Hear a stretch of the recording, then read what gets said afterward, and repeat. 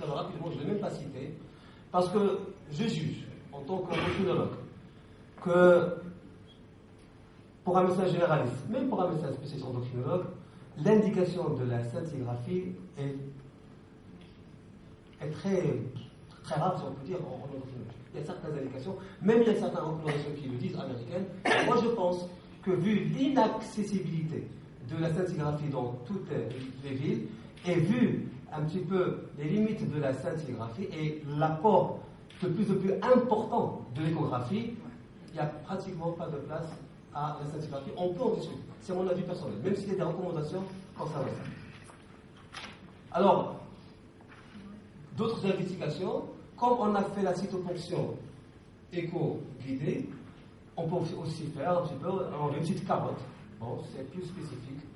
Bon, ça augmente la sensibilité, c'est vrai, mais bon, s'il y a des gens qui sont compétents à le faire, pourquoi pas. Et là, par exemple, il y a un article à propos de quelques 700 patients qui montrent quand même une certaine supériorité à cette ponction biopsie par rapport à l'aspiration, disons, ordinaire.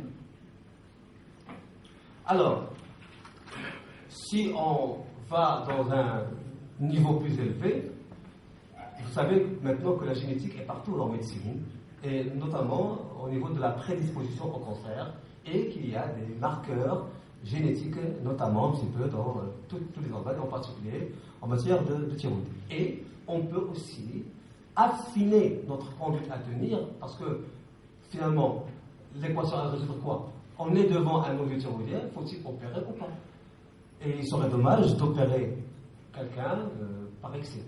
Parce que quand même, la chirurgie, il y a quand même 1 à 2% de risque d'hypoparathyroïdie, de problèmes récurrentiels, et ainsi de suite. Et puis, ça coûte cher, bien sûr. Et donc là, il y a aussi certains marqueurs biologiques qui peuvent orienter justement vers la possibilité, la probabilité d'un cancer, le plus souvent, bien sûr, génétiquement déterminé. Bon, il y a certains, à ma connaissance, il n'y a aucun laboratoire au monde qui le fait, en tout cas, nous, on ne le fait pas malheureusement. Sachez qu'on peut aussi affiner notre conduite à tenir avec un certain nombre de marqueurs tumoraux. Alors, le PET scan, là aussi, ça existe maintenant chez nous.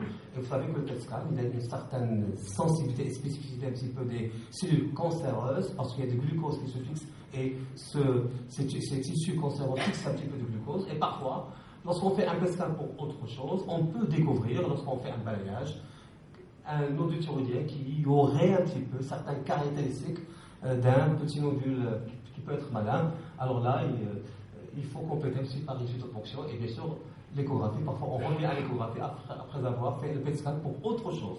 Bien sûr, on ne va pas faire le PET scan pour explorer un nodule thyroïdien de prime abord. Alors, du point de vue traitement, maintenant qu'un petit peu qu'on a une idée sur un petit peu les nodules thyroïdiens, leur classification, comment on peut justement les explorer. Bon, tout d'abord, quelle est l'histoire naturelle des nodules thyroïdiens? Parce que si jamais on a un nodule, et le plus souvent, les nodules thyroïdiens sont plus bénins que apparemment malins, alors est-ce qu'il y a un risque justement de laisser ce patient et de tranquilliser le patient, une jeune patiente de la trentaine qui a un nodule thyroïde 2 ou 3, est-ce qu'on peut lui dire, vous avez un nodule thyroïde 2 ou 3, vous pouvez aller un petit peu vous reposer, il n'y a pas de risque de cancer durant toute votre vie. Bon, là c'est une étude justement qui a essayé de suivre quelques 1000 patients justement, et la conclusion c'est quoi? C'est que sur un suivi de 5 ans, l'augmentation n'était à peine 10 ou 15% de la taille, et donc on peut dire d'une manière générale qu'un nodule thyroïdien classé bénin initialement, le plus souvent, il faut le surveiller bien sûr, on verra, mais le plus souvent il le restera. Alors voilà un petit peu comment on peut suivre, par exemple, un nodule bénin par une échographie, une TSH toutes les 6 à 18 mois en fonction. Moi en principe, Bon, au départ, je mets 6 mois, puis 1 an, puis 1 an et demi, puis même 2 ans parfois. Parce que si jamais vous dites au malade, ou à la patiente, le plus souvent c'est une patiente, venez dans 1 an, peut-être, elle va dire, bon, ce médecin va peut-être se débarrasser de moi parce que est-ce qu'il n'y a rien à faire? Quand même, on le fait après 6 mois, puis on tranquillise les patients comparativement aux échographies qui ont été déjà faites. Alors bien sûr, il faut répéter bien sûr la cytoponction si jamais il y a un problème de suspicion, comme on l'a dit, au niveau de l'ultrasonographie, et si jamais, durant cette surveillance, il y a une augmentation de plus de 50% du volume, bien sûr, des nodules. Alors bien sûr, les nodules, c'est des volumes, c'est pas une taille, c'est des volumes qui sont calculés par les parce que c'est en 3 dimensions. Et même si, justement, le résultat est bénin d'une cytoponction, il est recommandé, bien sûr, de la répéter au moins une fois après 6 à 18 mois, parce qu'on ne sait pas ce qui peut se passer après. Là, c'est un petit peu les recommandations, mais est-ce qu'on les fait comme il se doit? On peut en discuter. Alors, justement, concernant la freination par les nodules thyroïdiens, alors, il y a plusieurs écoles, on peut en discuter. Il y a certains qui disent, effectivement, on peut freiner quelques nodules thyroïdiens au départ. Ce n'est pas recommandé. C'est recommandé, justement, de donner un petit peu une alimentation riche en iode chez la population un petit peu déficiente, et d'ailleurs au Maroc, il y a le CBD. Donc, a priori, personnellement, je ne vois pas d'indication en traitement freinateur des nodules thyroïdiens pour essayer de diminuer leur volume. Ça peut même être un petit peu délétère, avoir des effets secondaires de thyrotoxicose infraclinique. Voilà, bien, en tout cas, bien sûr, il ne faut pas le donner lorsqu'il y a un risque du fait de l'âge, d'ostéoporose, ainsi de suite. On peut en discuter. Moi, je ne suis pas pour justement donner des hormones thyroïdiennes pour freiner un nodule thyroïdien. Voilà, de donner une alimentation riche en iode, comme je vous l'ai dit. Alors, le traitement local, et j'en ai terminé dans quelques minutes. Bon, là, c'était des traitements qui, je ne sais pas s'ils sont pratiqués au Maroc. Je sais qu'à ma connaissance, il y a un radiologue qui fait un petit peu un geste par injection d'éthanol au niveau du nodule thyroïdien. Si peut-être vous parlera, parce qu'il est fait beaucoup au niveau des métastases hépatiques. Mais en matière de thyroïdologie, ce n'est pas encore très développé au Maroc, mais c'est développé ailleurs, notamment aux États-Unis et en Italie. Bon, il y a voilà, l'injection d'éthanol pour essayer un petit peu de tuer les cellules, d'accord? Et puis la radiofréquence, le laser, donc l'ablation par micro-ondes, et bien sûr les ultrasons de haute intensité et la cryoablation. Bon, là c'est pas trop. Bon, là voilà un petit peu l'injection d'éthanol et voilà un petit peu avec une échographie, avec des ultrasons. Et ici, par exemple, ces ultrasons vont être concentrés vers cette lésion et la zone traitée va être un petit peu très chaude et bien sûr, la lésion peut un petit peu diminuer de taille. Parfois, il faut plusieurs séances en fonction de l'évolution.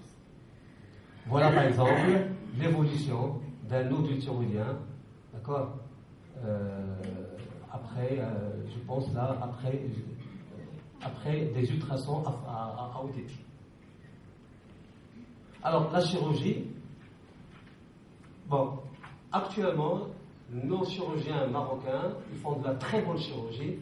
On fait pratiquement plus de thyroïdectomie subtotale ou de presque thyroïdectomie. Il faut faire la totale. Donc, nous, on préconise la totale lorsqu'il est indiqué. Bon, je ne vais pas encore m'investir là, parce que sinon, on va sauter vers le traitement, le chapitre des cancers thyroïdiens, ce qui n'est pas notre propos aujourd'hui. Je n'ai pas le temps nécessaire. Alors, bon, je pense que s'il y a une suspicion de cancer, il faut opérer. Sinon, si à un nodule, il n'y a pas de suspicion de cancer et que la TSH est légèrement basse, c'est un petit peu des rares indications. On peut faire une scintigraphie, justement, pour détecter ce qu'on appelle le nodule chaud.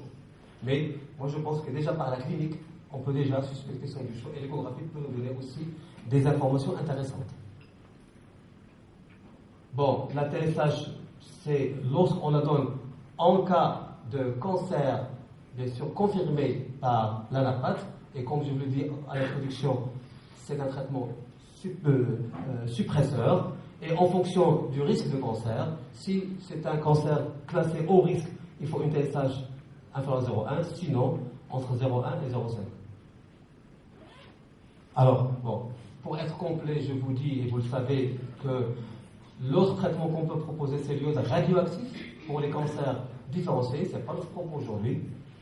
Et pour finir, pour vous dire que les nodules thyroïdiens, c'est une situation qui est très fréquente en médecine générale, et que quand même, il faut faire attention parce qu'un certain nombre de ces nodules peuvent être un cancer, et sachant tout ce qui est autour de nous, entre radiation, entre perturbateurs endocriniens et autre chose, le risque de cancer est de plus en plus important. Vous voyez un petit peu, c'est les statistiques américaines.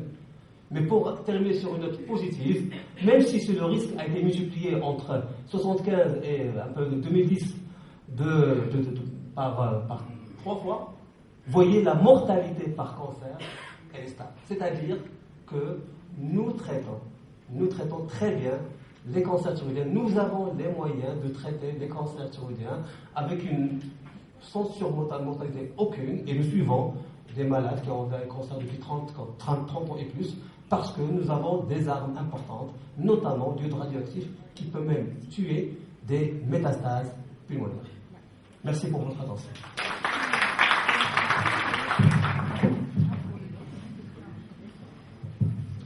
Merci, professeur Chang. Alors, voilà une question de droite.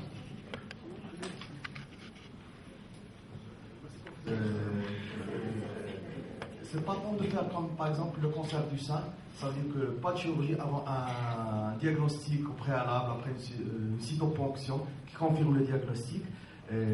Par exemple, elle a demandé une question, c'est par rapport au ganglion sentinelle. Est-ce qu'il n'est pas praticable par rapport à la thyroïde? Vous avez parlé de la scintigraphie thyroïdienne, vous avez dit qu'elle n'a plus pratiquement de place. Même en cas d'hyperthyroïdie, est-ce qu'on la garde pas? Oui. Alors je commence par la scintigraphie. Pour oublier qu'il existe un examen qui s'appelle scintigraphie. Parce qu'il y a des contre-indications, d'abord. D'une part. D'autre part, ça n'existe pas partout. Si à Rabat, Casa, Marrakech, d'autres villes, ça existe, mais d'autres villes, il n'existe pas. Et puis les éléments diagnostiques qu'elle donne ne sont pas très très importants. La seule indication qui serait, je l'ai dit à la fin, c'est lorsque vous avez un nodule thyroïdien avec une TSH basse, et ça peut orienter vers un nodule thyroïdien toxique, et il y a l'indication un petit peu de la scintigraphie. Et puis, bon, dans certaines indications comme la maille de base d'eau qui montre une hypertension intense et homogène.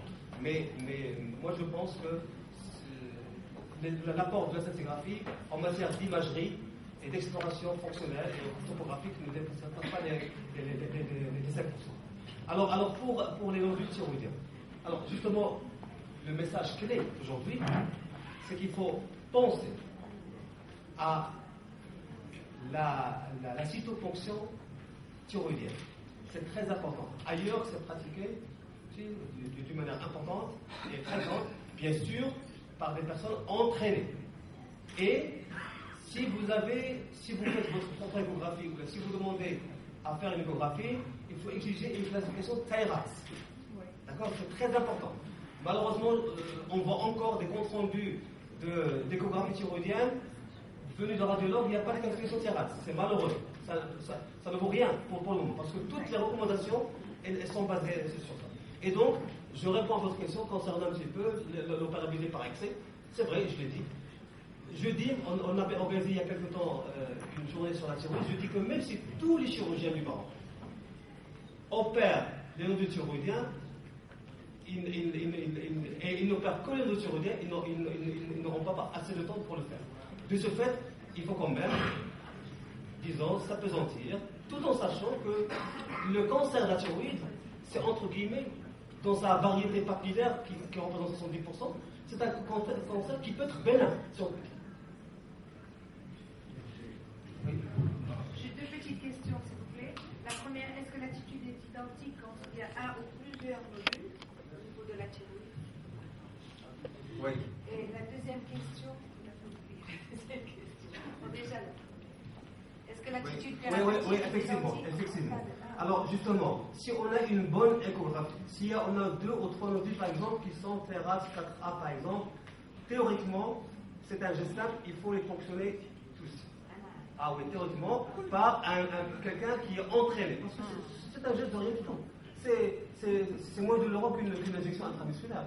Donc, mais il faut que ça soit bien fait, d'accord. Et je pense qu'il faut, il y a des scores, il y a des conditions pour le faire. Il faut faire un certain nombre de cytofonctions par semaine pour vraiment avoir la main facile. Et donc, toute la problématique justement est d'avoir des personnes qui ont la main facile pour faire cette cytofonction. La deuxième question, s'il vous plaît, l'apport de l'écho-doppler couleur dans